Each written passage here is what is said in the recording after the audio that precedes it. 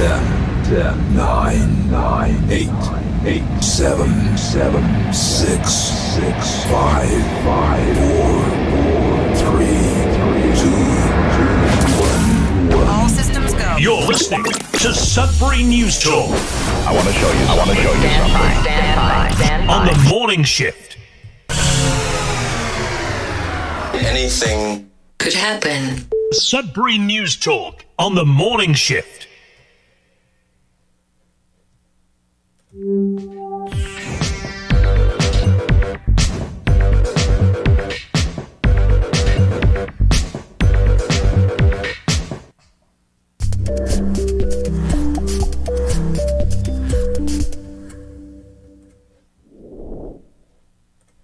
And good morning, everyone. Welcome to Sudbury News Talk. On the morning shift, I'm AJ Walsh. I'm glad to be here with you, and I'm thankful that you're here with us on this Monday, April the 27th, 2026. It's going to be a great show, I promise you, or your money back. We're live on CKLU 96.7 FM on the radio, terrestrial radio. We're also streaming live at cklu.ca online. You just click on the Radio Player Canada app and you can stream us. If you download the same Radio Player Canada app, you can take us with you and listen to us anywhere, anytime on your favorite device. And we're also streaming live at facebook.com/Sudbury News everywhere in the entire world and the whole universe. Aliens listen to Sudbury News Talk each and every morning on all the various planets throughout the universe. However, we're not able to stream live in Sudbury or Canada due to the federal government's regulations to prevent news from being posted or shared on the world's largest social media platform. Let that sink in. And we'll talk about that in our deep dive today about where we're going and how that's a sign of where we're going, basically, as a society, starting here in Canada as a model that's already been started, but we're adopting in the Western world pretty quickly with our Prime Minister at the helm, leading the charge to change our society to a more communistic society. The ties with China that we've been making over the years, we'll make the case. We'll show on today's show all of the connections with that particular country's government, not people. People and government are two different things. So if I travel abroad and people say, oh, you're from that country where Carney's the prime minister, like he's not a representation of me whatsoever. Couldn't be more opposite than the current prime minister of Canada in every way, shape or form. So, and I'm happy to say that. And so when we talk about Canada making ties with a country, it's nothing to do with the people.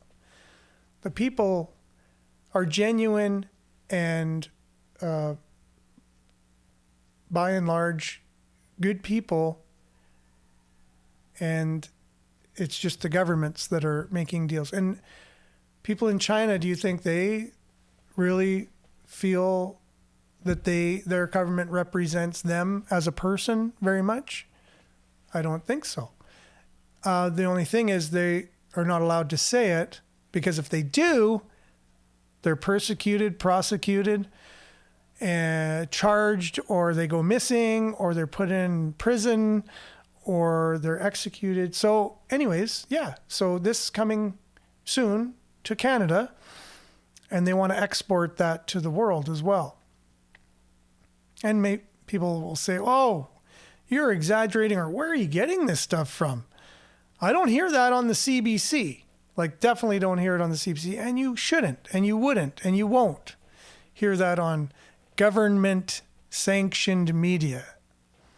You won't hear that on state-run media. Let that sink in. Why wouldn't you hear that there?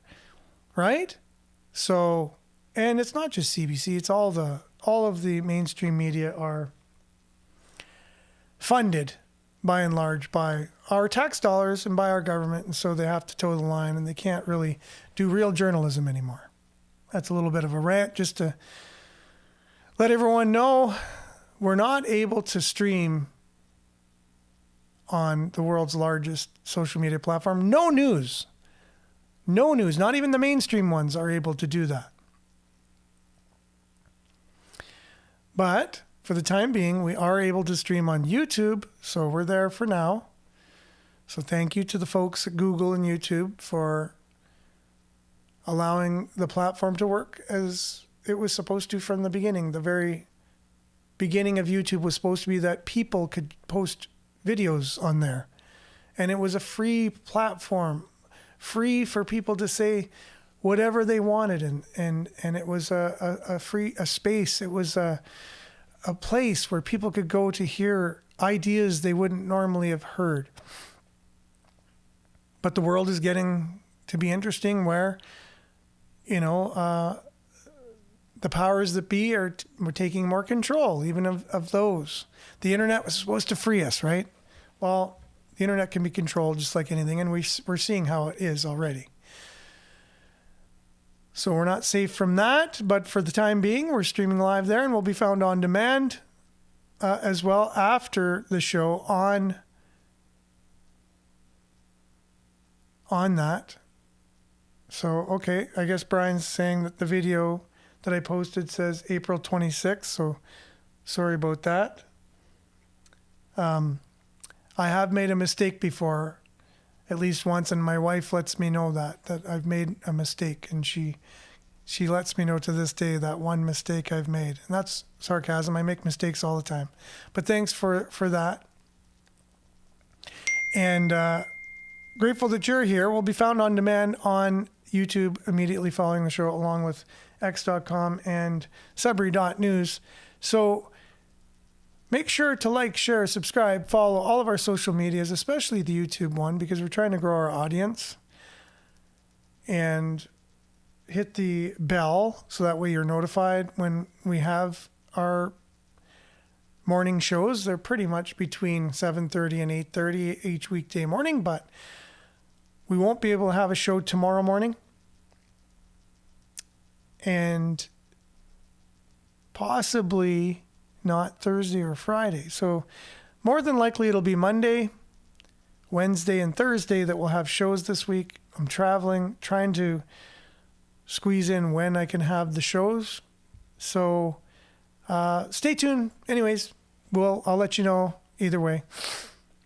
So thanks for being on, everyone. Let's dive right in with a little bit of weather. That's always interesting, especially these days, especially with the flooding that we've been experiencing, and not so great news tomorrow. Just a bit of a spoiler alert, but we'll be back with news headlines, your comments, and more right after the weather.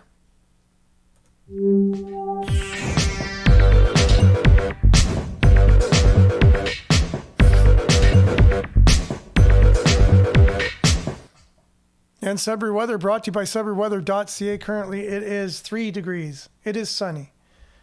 Today, we can expect it to be sunny, but as usual, becoming a mix of sun and cloud this morning. Wind could be gusting to 50 kilometers per hour late in the morning, high of 19 tonight, becoming cloudy this evening with showers. Beginning overnight with a risk of thunderstorm as well. 5 millimeters is expected overnight, wind gusting to 50 kilometers per hour with a low of 7 tomorrow. Showers ending in the afternoon, then cloudy with a 40% chance of showers. So it could continue after the afternoon. Risk of thunderstorm in the morning, local amount 10 to 15 millimeters tomorrow. So if you put all that together, it's as much as 20 millimeters altogether, according to Environment Canada. Wind will be gusting 50 kilometers per hour late in the afternoon. High of 12 tomorrow. And then Wednesday, a mix of sun and cloud, high of 8. Thursday, mix of sun and cloud, high of 9. Friday, mix of sun and cloud, 9. Same thing for Saturday. 14 mix of sun and cloud on Sunday. Now, this is where my app and Environment Canada contradict. So I'm not sure which one is correct, but we're doing the Environment Canada weather forecast at the moment. They're saying mix of sun and cloud for all these days, and we can only hope and pray that that's the case. To clear up some of the water, especially after we're going to get the rain tomorrow. So do what you got to do to prepare for that. Currently, our property here has threatening water all over the place. It's the river right next to us is cresting. So we're not looking forward to the rain, but we can only hope that it's going to hold off as much as possible and pray for that. So remember, praying can't hurt. And it can only, hope and prayers are a real thing. So the more people that are doing it for Sudbury, even though there's people who don't believe in that, it will also help them, right? If we can just do as much of that as possible. So let's do what we can, which is not much other than that. And we'll be back right after this with news headlines, your comments, and more.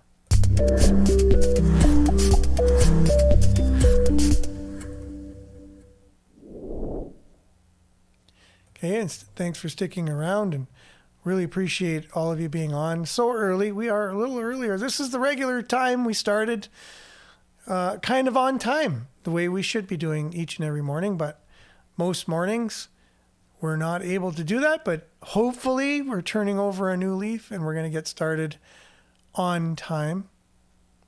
And I'm just getting everyone's good morning shout outs on the screen. Thanks, everyone. Continue to comment. It's a conversation that happens, and it's a community that we're creating and building of people that care about the community that they live in, care about the country, the world that they live in, and want to be able to understand it and hopefully change it in a positive way.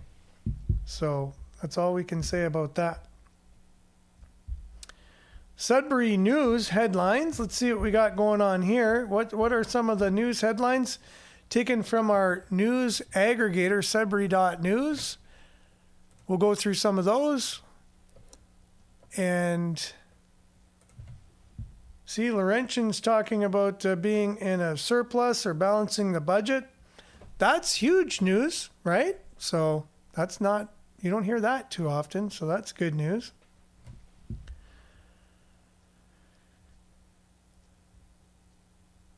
See here.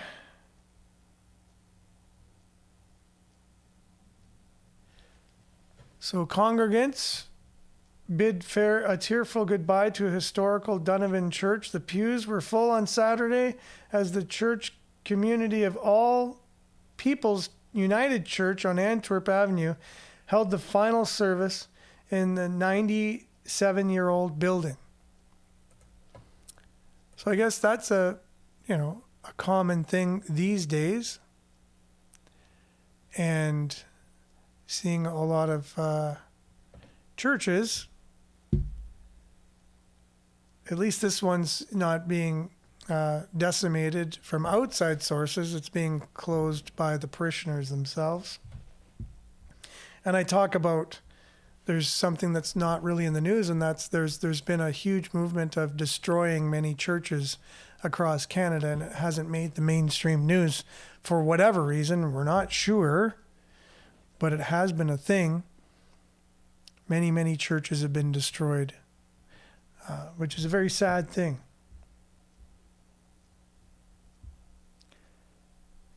So going through Junction Creek Festival to host unveiling a fish sculpture honoring Jane Goodall, a fish sculpture honoring Jane Goodall, who's no longer with us. And, she was a proponent of depopulation of the earth because she felt the earth was overpopulated. And so I guess she's now happier that she's no longer here to help with that movement to depopulate the earth. Something, again, that not many people knew about Jane Goodall. As we go through some of the headlines here, Sudbury man is sentenced for a crash that killed a beloved Aurelia bus driver. Leo Michel, 55, pled guilty in November 2025 on being on a cocktail of illegal drugs while he crashed into a vehicle while he was driving into a 65-year-old grandmother and beloved former school bus driver in Aurelia.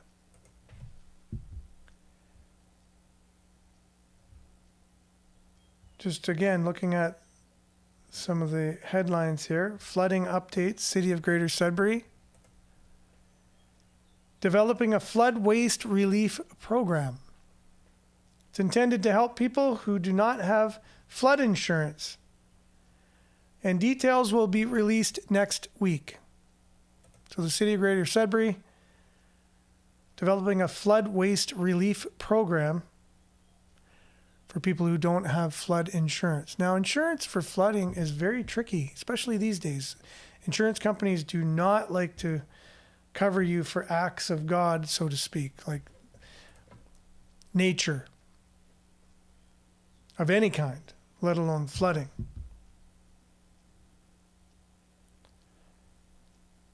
So a domestic sex trafficking survivor will be speaking to a Sudbury group. Carly Church will share her lived experience about the realities of exploitation with Angels of Hope against human trafficking.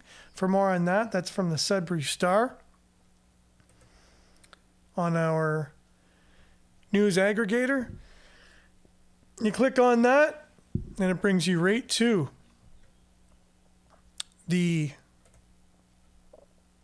Sudbury Star story on that. So flooding is still the story. There's rain in the forecast for tomorrow. And then after that, we should be okay for the next week or so. So we'll see what that does for our city. Now the city is declared a state of emergency, right? And Miranda Roccatricelli, who we've had on the show multiple times, I think twice at least, has basically chimed in about how the city has acted with their emergency response and stuff, and she's kind of critiquing, and we need more of that. So here's Miranda with her latest. Hey everyone, I thought I'd come on here and provide everybody with another article on, and this one specific to doing a comparison of Sudbury's current emergency preparedness plan, which in my review and based on my expertise and the consultations I have had with people and experts, our emergency preparedness plan is clearly inadequate. And we're seeing that based on what's happening right now in the city. So I've done a comparison with the city of Thunder Bay. I'm just going to pause this for a second, see if by pausing it will help the video. For some reason, it's lagging and not sure why, but here we go. Emergency preparedness plan, and you can find that article on sudburycia.ca. And this is, again, a great learning experience. This isn't to wrong or shame people, but it's important that we bring these questions and these concerns into the public arena, because without creating awareness, we're never going to evolve and do things different and better potentially. So, there's a lot of learning pieces that we can learn from here. One is that we definitely declared a state of emergency way too late. We could have mitigated a lot of the flooding. Also, an emergency preparedness plan for a city like Greater Sudbury should have unique protocols for each of the rural communities that have unique landscapes that are prone to flooding. Our current flood plan is 7 years old, so it hasn't been revised in 7 years. What I've observed and what I've heard from many citizens is that the city has just been incredibly reactive. And when you're reactive, you're in survival mode. You're not able to safely support people. There's been a lot of onus that's put on to the city, even in the emergency plan, puts a lot of the responsibility onto the citizens. And the thing is, when you pay taxes and you live in a municipality, the heavy weight lifting shouldn't be of the taxpayers. They pay taxes to be supported. And when a city is running out of sandbags, or that citizens have to call 311, which is a regular line that is used every day by citizens. But when you declare a state of emergency, you should have deployed a separate line that's specific to the state of emergency where people can get information readily. The communication protocols as well have been very passive. Again, putting the responsibility on the citizens to say, check the websites, check the app. These are all very passive forms of communication. And I can assure you that when people are going through a traumatic event, like losing their house, losing their things due to flooding and sewer backup, they're not thinking straight. And so this is where the city needs to be incredibly supportive and not passive. And I'm hearing from citizens in the community. So, I mean, anyone who's going to come on here and dispute what I'm saying, these are stories from citizens going through this, okay? And the thing is with an emergency preparedness is that you're prepared for the emergencies. So you already have access to sandbags. You aren't having to use sandbags after the flood has already breached the perimeter of your home, because sandbags are kind of useless once the water's in your house. The thing is, there are other unique geographical kind of landmarks in our city, like we're on fault lines. Do we have an emergency preparedness plan for earthquakes? Once upon a time, I remember the mines would go through a mock emergency preparedness activity where they would sound an alarm and everybody would go inside, they'd close their windows, they'd turn off their vents, and it was to practice in the event of an emergency. Why aren't we doing that anymore? Why isn't every citizen in this community getting a memo, getting, some sort of direct communication about what they need to do to prepare for an emergency, including supplies and resources? Again, it just seems like our city is incredibly reactive. Even sharing a post like this, informing our citizens about what's going on, expressing some concerns, and asking questions is always met from public servants with defensiveness, accusation, wronging, shaming. It's never met with like, hey, thank you for bringing this to our attention and let's see what we can do about this. Because I think there's a lot more that can be done. And again, this is due to a lack of expertise in knowing what to do and not admitting that and owning that and then looking to do things differently. So what are your thoughts? Maybe you think the city's doing great.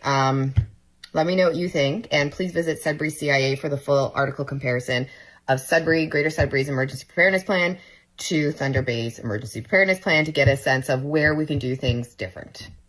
Thanks, Miranda. I really appreciate that. Well-spoken, very informative, and I think she makes a great point about emergency preparedness plans in general, and Sudbury stepping it up and really focusing on, like we were talking about with the snow.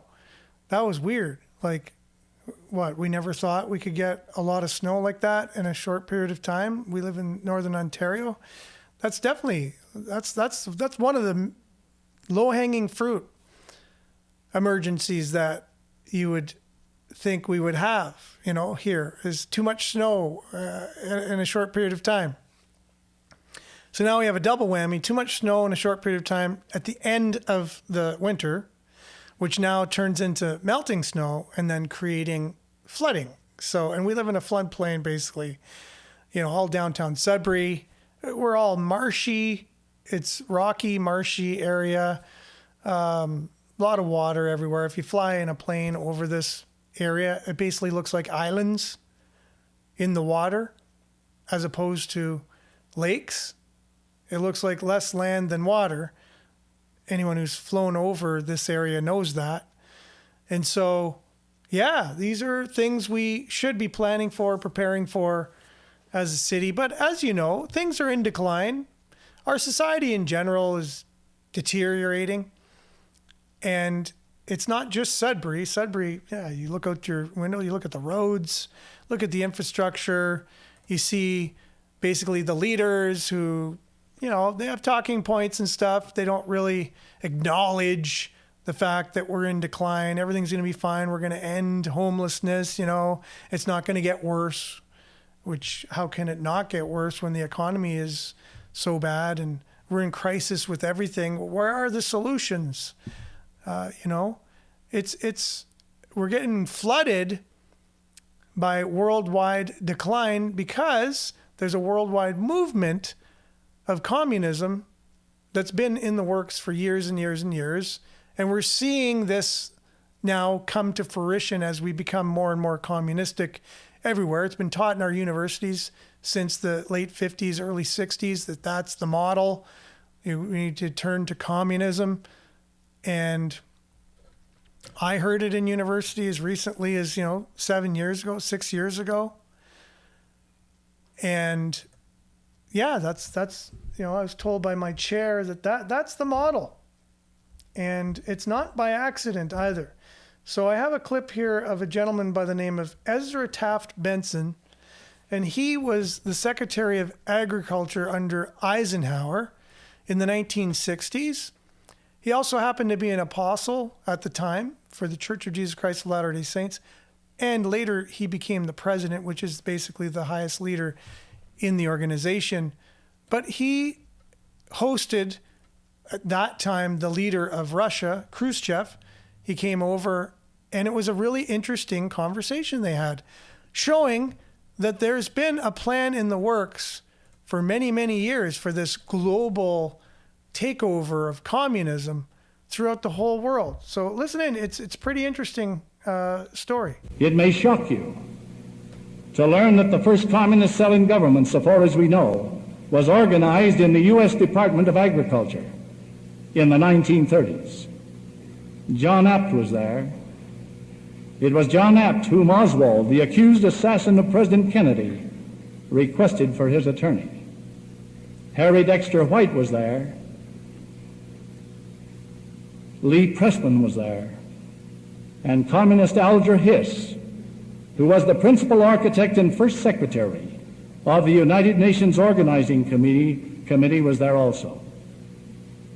I have talked face to face with the godless communist leaders.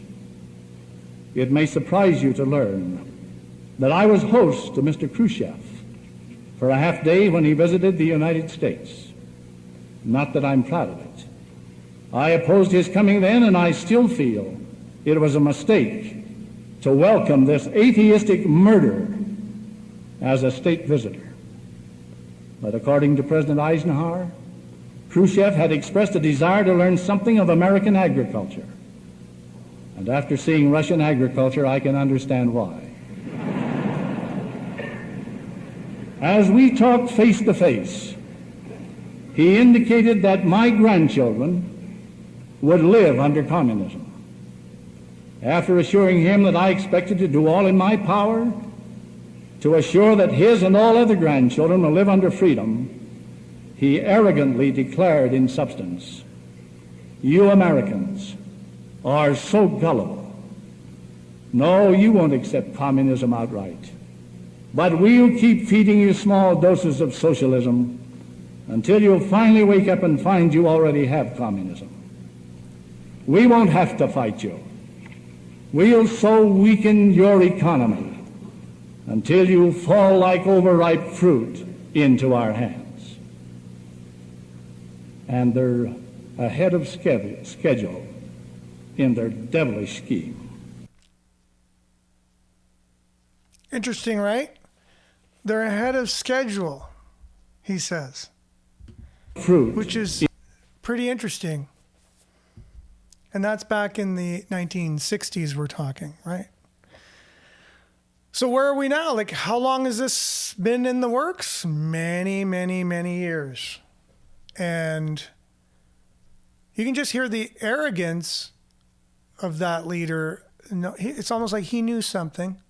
He knew what was going on. And what do you mean, feed you spoonfuls of socialism, right? That was his wording, spoon feed you socialism. Little by little, it's the frog in the pot. Until one day you wake up and you'll be in communism. Nowhere do we see that more clearly than in the country we're in right now. We are a socialist country. We consider ourselves socialist, and everyone's fine with that, and they don't understand that that leads to communism. And we're to the point right now where people are even cheering the fact that we will be becoming communist. They think that's a good thing. That's where we're at. The people, it's the scene in one of the Star Wars movies where Anakin becomes Darth Vader. And the Emperor basically says, we're going to take away all your freedoms for security. Because we're going to offer you security in place of your freedom. And everyone's applauding it. And,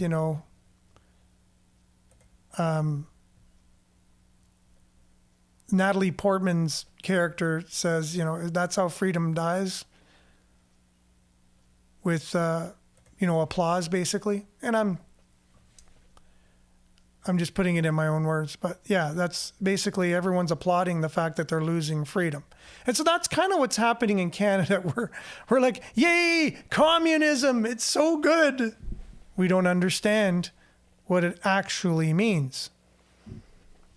And we just have to look throughout history to see how it always ends up. But again, this has been in the works for many, many years, right? George Herbert Walker Bush announced it in 1991 in the State of Union address from Washington, D.C., where he announces the New World Order. Remember this? What is at stake is more than one small country. It is a big idea, a new world order, where diverse nations are drawn together in common cause to achieve the universal aspirations of mankind: peace and security, freedom, and the rule of law. Now, that's good to say that all those things work together. But he's announcing the New World Order, which for years, and still even to this day to some people, they claim that that's a conspiracy theory somehow, that the New World Order, like you've heard that term before, even though it was announced in 1991, anyone who said that after that speech and said, no, George Herbert Walker Bush announced the New World Order in his State of the Union address in 1991. Oh, that's a conspiracy theory. No, that's not really going on. But now you see all the world leaders are throwing that phrase around. But what does it mean? We don't even know. Mark Carney was asked when he brought it up, what does it even mean? And he couldn't even really answer it. It's almost like, it's whatever you want it to be. It's like a chameleon. If you want the New World Order to be your best friend, it's your best. No, he didn't really say that, but he didn't answer the question. It was a word salad.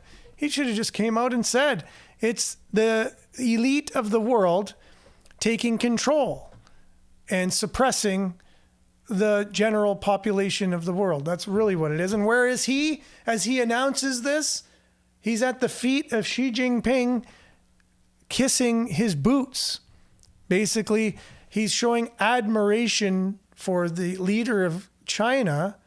You can just tell, you can feel it in his voice. He's like, Xi Jinping, my leader, we're here together to, and it's like a bookend of announcing the New World Order from 1991 to now 2026.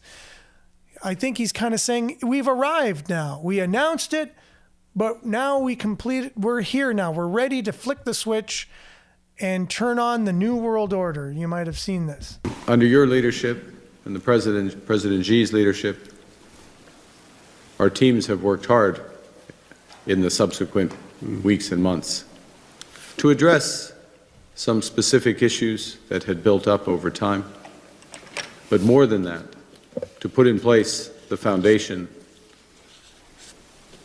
for the new strategic partnership between our countries.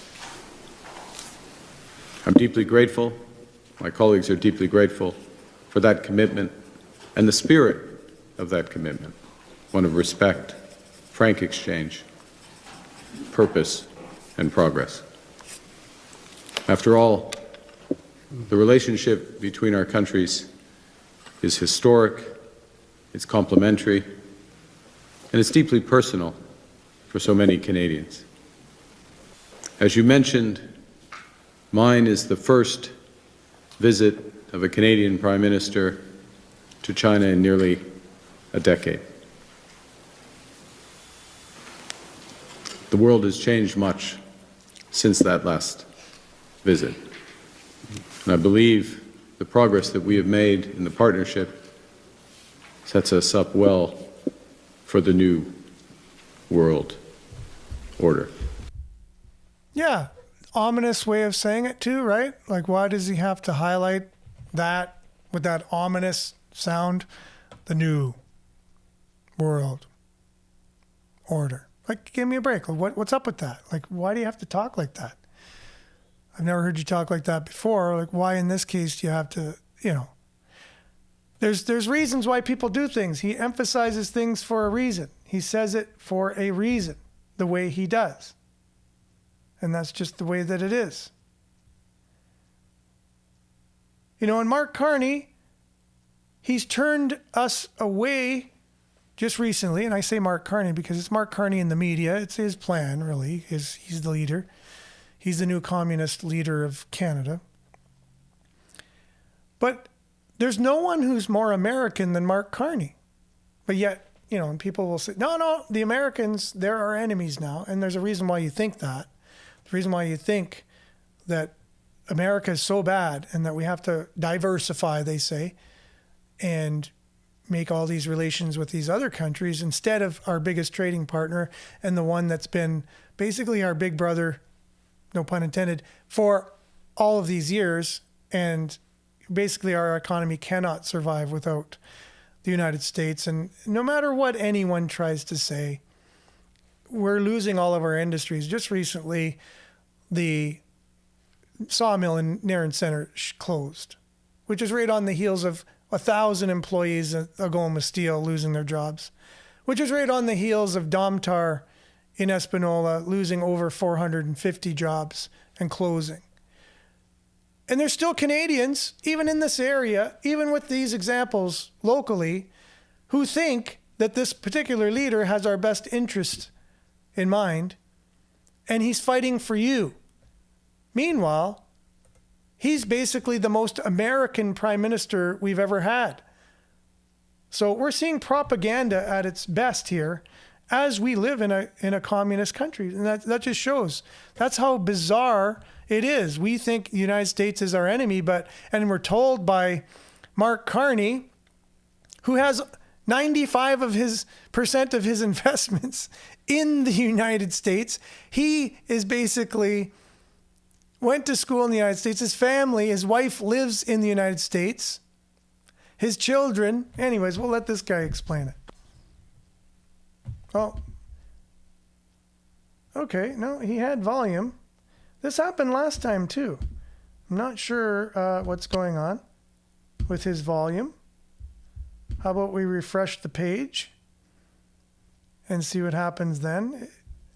See if it'll do anything different. Last year that it is our sacred Canadian duty to avoid the United States at all costs, to buy Canadian, to boycott the US, to stay in Canada for vacations, to go full-blown elbows up and to be as anti-American as possible. But listen up, because you won't believe this. Carney's wife?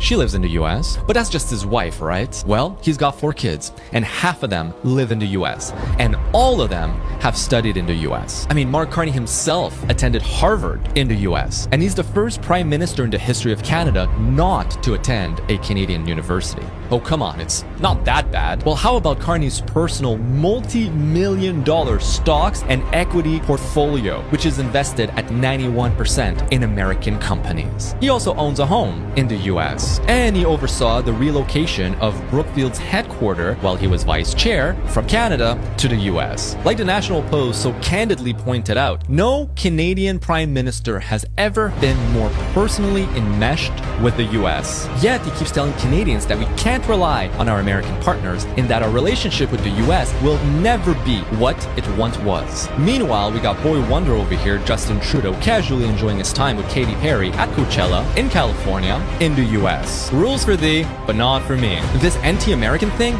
it was never meant for them. This was purely just for you and I, because they know where the money's at, and that's exactly where they invested. Right? So, never believe what you hear. You have to investigate for yourself. Please, just don't take spoon-fed media and go around saying, oh, the United States, it's such a bad place. It is, it's all propaganda. And if you look at, are now increasing ties with China, you have to really give your head a shake as to the type of business dealings that China does compared to the United States. It's a different ballgame altogether. It's a different ballgame. You really have to ask yourself, which country would you want to be more aligned with, rather than getting emotional about a man, one particular man who triggers people, obviously. But there's more than just at stake, just one personality. You got to rise above that and not give in to the propaganda. But it's really hard. I understand. People are very easily swayed. Do you remember this happening? The largest fine in history of the world, like $3 billion for its connection to Chinese cartel and money laundering. It's a big deal. No one was arrested in Canada, and a lot of that has to do with the fact that it's so easy to operate in Canada without any repercussions.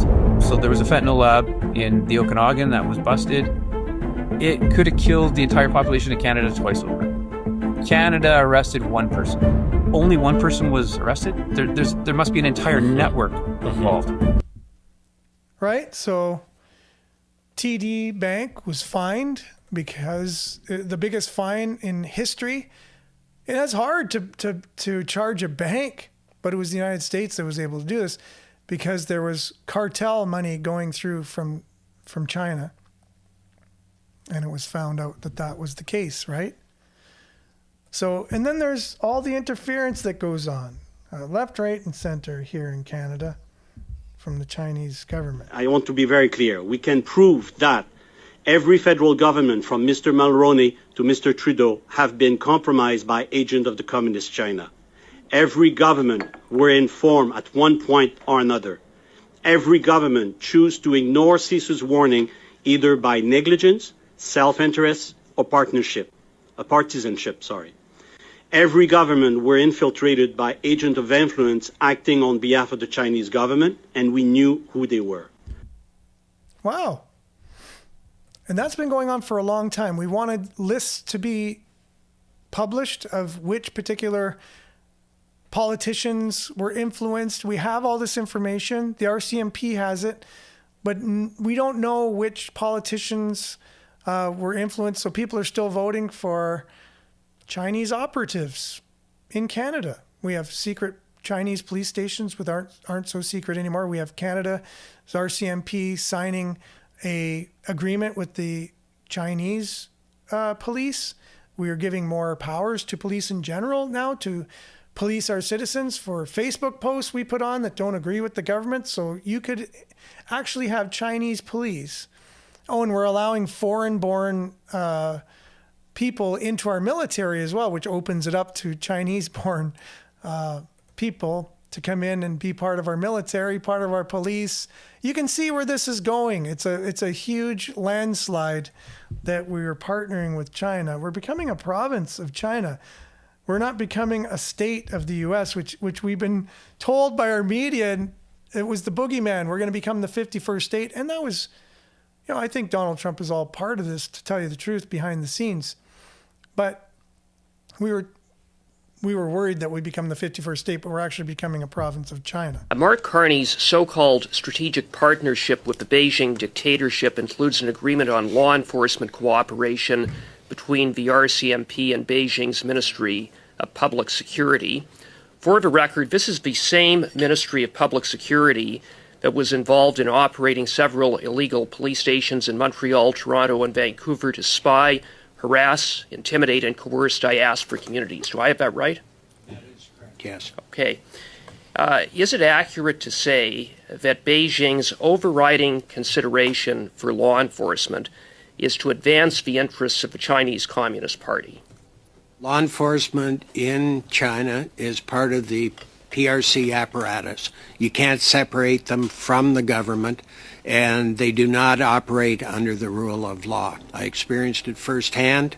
I experienced it on one occasion when probably a year before I took my retirement, I was tasked with meeting a delegation from China. This is the last time they came over looking for people under an alleged economic offense, and I put it in quotations.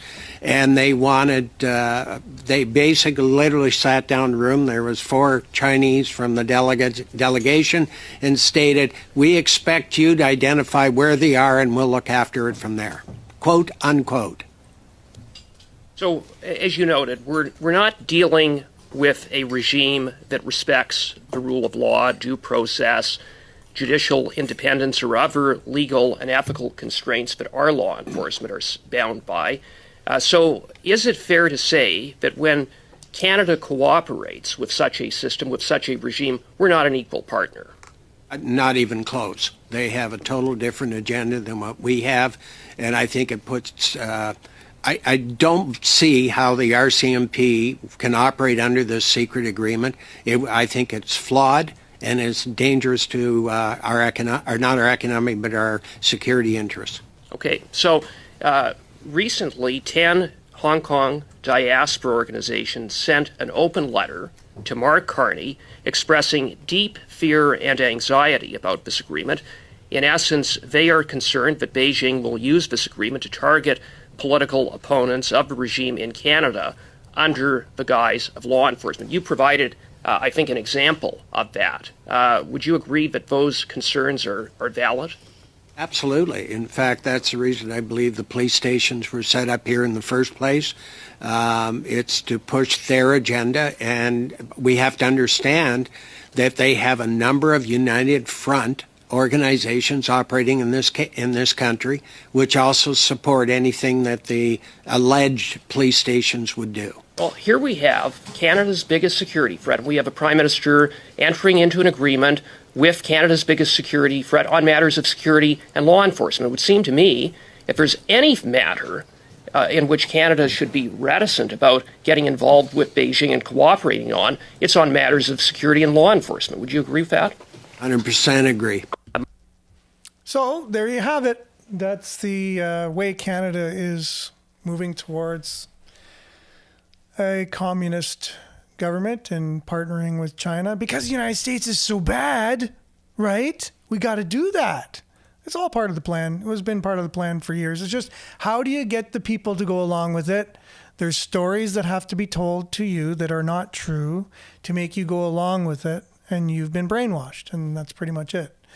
I'm sorry to be the one to tell you that. It just is what it is.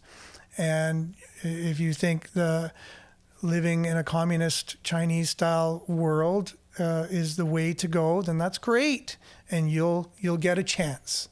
You'll get a chance to live that, and you'll be able to see. You'll be like, "Look, everyone, how great it is!" You know, you'll be able to boast. You'll be like, "I told you so. Look how great communism is." You'll be able to do that. And that's where we're going. So for all you people who love communism, you're going to have it very shortly. It's in the works. So all the agreements are being signed. The T's are being crossed. The I's are being dotted, and we'll have a communist country before you know it. All the laws, all the bills see this, Bill C that, Bill C9, where people sharing scriptures will be arrested because it's hate speech. This is everybody's dream. Christians are so bad. They're so hypocritical, and Christians have had, they're part of the patriarchy and the colonialism and all the stories we've been told. They're the enemy, really. So going around sharing scriptures, for crying out loud. They need to be arrested. To heck, give them made for everyone, So this is the world that we're entering into. Just thought I'd give a little peek, or try to anyways, because we had a little extra time today. And we did our Isaiah Speaks podcast on the book of Isaiah, which would probably be illegal before I know it. So we're just starting it. It's going to be illegal because it's hate speech, I guess. Not sure. Deemed by Canada in law. We're putting it into law that a prophet of God is hate speech. Let that sink in. For a little while, but anyways, we had that last night. It was on that subject. I shared those New World Order videos on that podcast. You can check it out on Facebook at Isaiah Speaks, or YouTube facebook.com, Isaiah Speaks Podcast. And so check it out, see what you think, and drop me a note. And if you have anything that you want shared on the show or whatever, email me at sudburynews@gmail.com, or you can get me at I guess you can't get me on Facebook anymore, but Facebook Messenger still works, so you can message me on Facebook Messenger. Thanks, everyone, for being with us today. Thanks for commenting. Appreciate you being here. We won't be back tomorrow, but we more than likely will be back on Wednesday. So remember to take care. Like, share, take care, and stay aware. And we'll see you on Wednesday. We'll be back same time, same place on that day on the same platforms. And then we'll let you know what the rest of the week is kind of looking like.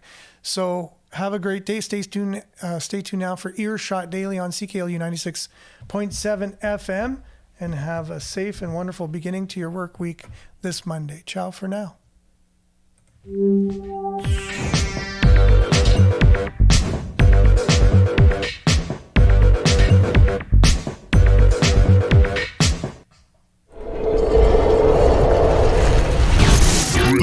This is Sudbury News Talk on the morning shift.